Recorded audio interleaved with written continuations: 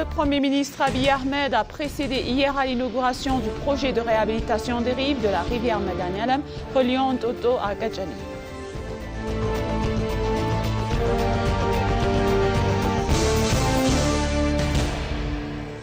Les Éthiopiens ont écrit un nouveau chapitre de victoire de leur histoire de la 7e élection générale selon le vice-premier ministre Tamasken Teruna.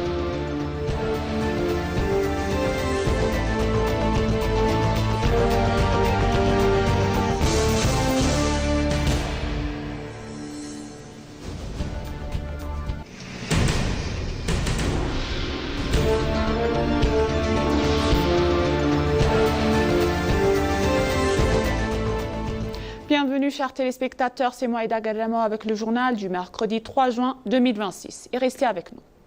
Le Premier ministre Abiy Ahmed a procédé hier à l'inauguration du projet de réhabilitation des rives de la rivière Madani Alam reliant Ntoto à Gadjani au lendemain de la tenue des 7e élections générales. D'après une publication diffusée sur ces plateformes sociales, cette réalisation a profondément transformé l'environnement urbain. Ce matin, au lendemain des 7e élections générales, nous avons officiellement lancé le projet de réhabilitation des rives de la rivière Madani Alam reliant Ntoto à Gadjani, a indiqué le Premier ministre. Il a précisé que cette importante initiative a redonné vie au centre de la capitale en convertissant des zones auparavant détériorées en espaces verts attractifs grâce à l'application de méthodes modernes de conservation des sols, d'assainissement du cours d'eau ainsi qu'à l'aménagement des vergers intégrés harmonieusement à des parcours réservés aux piétons et aux cyclistes.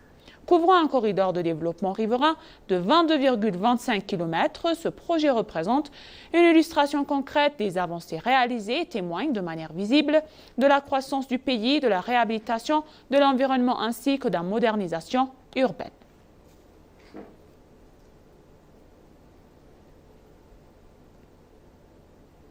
Les Éthiopiens ont écrit un nouveau chapitre de victoire, de progrès dans leurs histoires lors des 7e élections générales, a déclaré le vice-premier ministre Tamasken Teruna.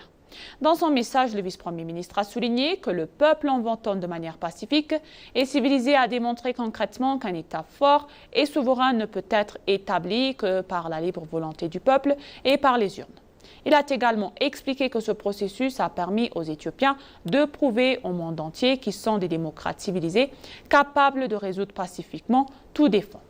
Il a déclaré que chaque citoyen faisant la queue pendant de longues heures dans le froid, sous le soleil de midi et dans l'obscurité a voté sans relâche car il comprenait profondément qu'il avait le pouvoir de décider de l'avenir du pays. Il a souligné que les réformes institutionnelles menées ces dernières années ont largement contribué à ce succès historique, notamment la force adhésion et la confiance du peuple envers les institutions démocratiques fondées sur l'impartialité et la solidité qui constituent le socle du processus électoral actuel. Il a exprimé sa profonde gratitude à tous les citoyens du pays qui ont respecté l'unité et l'existence de la nation et ont librement voté.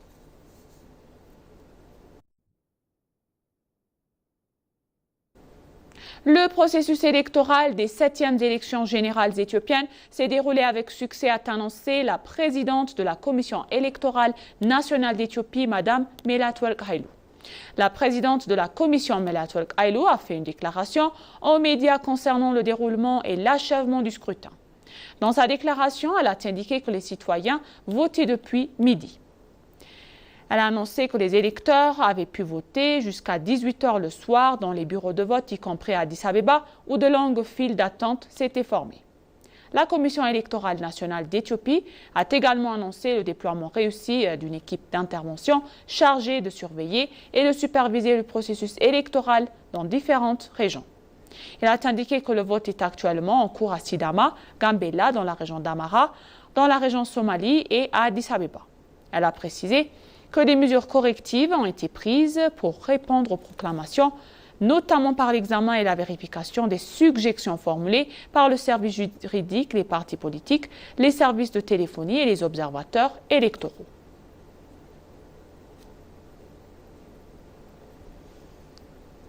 Le Conseil conjoint des partis politiques d'Addis Abeba a publié un communiqué de presse annonçant la clôture du processus électoral pour les 7e élections générales. Le communiqué indique que l'élection a été transparente et équitable dès le départ et a été largement acceptée par l'électorat et les partis en lice. Selon le communiqué, cette élection qui s'est tenue le 1er juin 2026 constitue une nouvelle étape historique témoignant de l'engagement du gouvernement à construire un système démocratique dans la ville et confirmant la victoire de l'Éthiopie. Le Conseil explique que la forte mobilisation des femmes, des jeunes et des personnes âgées en particulier a contribué à rendre le processus électoral plus attractif. De plus, le Conseil a exprimé sa gratitude aux forces de sécurité de la ville pour leur contribution essentielle à la protection de la sécurité des bureaux de vote et des électeurs, et ce de manière totalement impartiale. Il a également été souligné que le processus s'est déroulé sans incident de sécurité ni violation de la loi électorale, témoignant du grand professionnalisme des habitants et des forces de sécurité. Le Conseil a invité tous les habitants, les membres des partis politiques et leurs sympathisants à patienter jusqu'à la publication officielle des résultats par la Commission électorale dans le respect de procédures légales.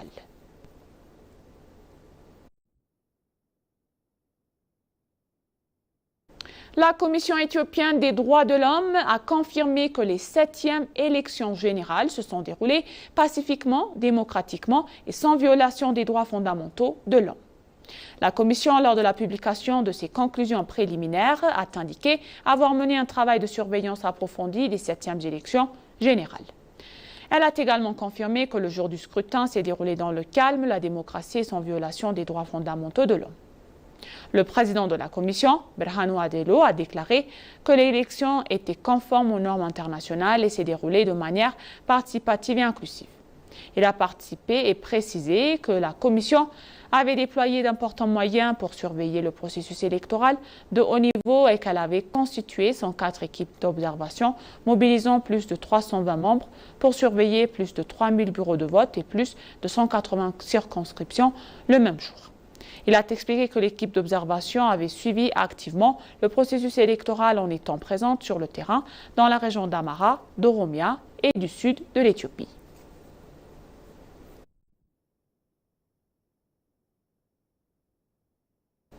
Les responsables des missions d'observation électorale de l'Union africaine et de l'IGAD déployées pour les élections éthiopiennes de 2026 devraient rendre publiques pour leurs conclusions préliminaires aujourd'hui, le mercredi 3 juin 2026, d'après des informations diffusées sur les plateformes sociales de l'IGAD.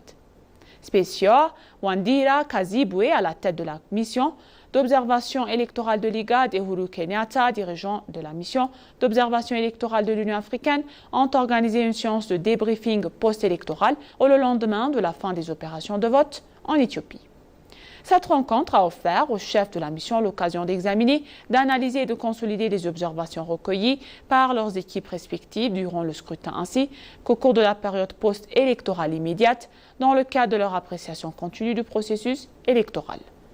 Les deux missions sont attendues pour présenter leurs observations et conclusions préliminaires aujourd'hui, le mercredi 3 juin 2026.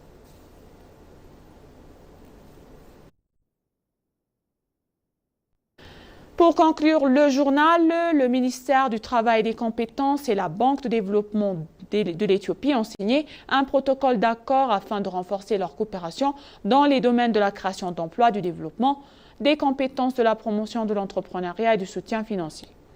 L'accord a été signé par la ministre du Travail et des Compétences, Muferiat Kamil, et le président de la Banque de développement d'Éthiopie, Isaias Kassa.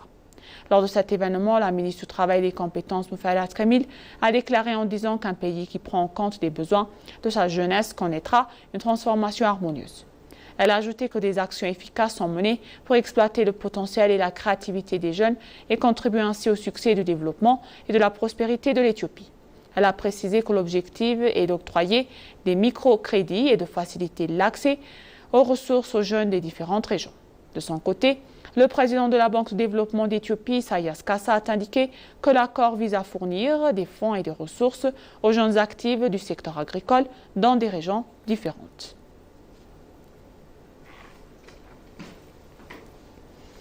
Et maintenant, chers téléspectateurs, je vous rappelle les titres principaux. Le Premier ministre Abiy Ahmed a procédé hier à l'inauguration du projet de réhabilitation des rives de la rivière Medanyalem reliant Toto à Gadjani.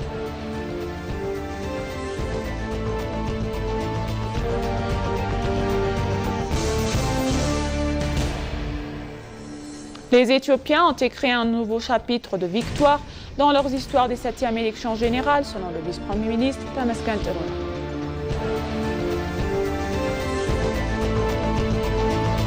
Merci, chers téléspectateurs. Ainsi s'achève le journal d'aujourd'hui. C'était moi, Aïda Garamo, avec le journal et je vous souhaite une bonne journée.